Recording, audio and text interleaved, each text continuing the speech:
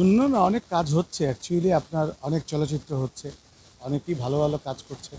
আর হামেশাই তো দেখছি যে এই ছবি দর্শক দেখছে, ওই ছবি দর্শক দেখছে। এগুলো যুগে যুগেই চলচ্চিত্র একটা কম্পিটিটিভ ওয়ার্ক। হ্যাঁ, আপনি যদি মনে করেন যে প্রত্যেকটা কাজই একই রকম রেসপন্স পাবে, আমার কাছে মনে হয় পৃথিবীর কোনো দেশে এই চিত্রটা নাই। সো আমার কাছে মনে হয় এটাই স্বাভাবিক।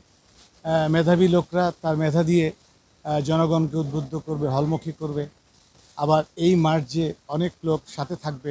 কেউ হয়তো সাকসেস পাবে, কেউ হয়তো বেশি, কেউ হয়তো কম। এটাই খুব স্বাভাবিক। ক্রিয়েটিভ ওয়ার্কে আসলে ডেস্টিনেশন ফিক্সড কারোর জন্য নয় নয় আসলে।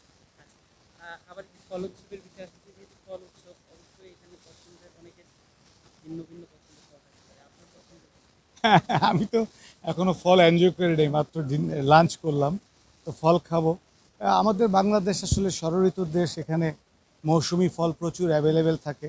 সো এটা আসলে সত্যি মানে আপনার সেলিব্রেট করার একটা বিষয়, এবং এটাও আমাদের সংস্কৃতির একটা পার্ট। আমি মনে করি চলচ্চিত্র পরিচালক সমিতি এই সংস্কৃতির এই পার্টকে সেলিব্রেট করছে, এটাও একটা পজিটিভ সাইড। আর সর্বোপরি এই যে মিলন মেলা হচ্ছে, প্রত্যেক অনেকের সঙ্গে দেখা হচ্ছে, অনুভূতি শেয়ার করা হচ্ছে। একান্ত ব্যক্তিগত অনুভূতি যদি জানতে চাই, আপনার ব্যক্তি আপনার ঠিক কেমন অনুভূতি?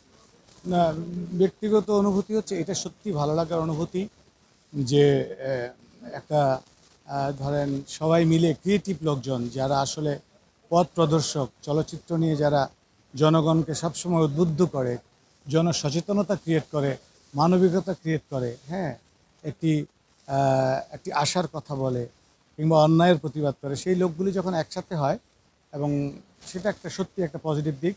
আমি অ্যাপ্রিসিয়েট করি এই দেশ এই ধরনের প্রোগ্রাম আর বেশি হওয়া উচিত। Thank you. আপনার